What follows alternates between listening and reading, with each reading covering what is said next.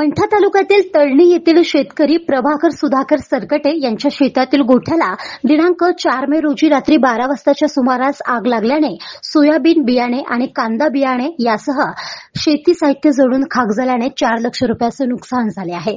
आग कशामुळे लागली हे अद्याप स्पष्ट नाही। सविस्तर वृत्त असे आहे की शेतशिवार तळणी गट नंबर 365 या शेतातील गोठ्याला रविवारी रात्री आग लागली।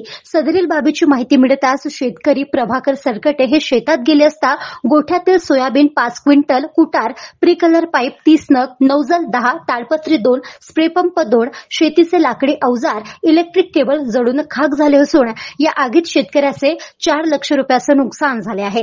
सदरील नुकसान भरपाई देण्याची मागणी पीडित शेतकरी कुटुंबाकडून करण्यात आली आहे। सदरील ठिकाणचा आणि नुकसानीचा पंचनामा तळणी सज्जाचे तलाठी प्रशांत हरिश्चंद्र यांनी केला आहे। सदरील आग नेमकी कशी लागली हे कळायला मार्ग नाही।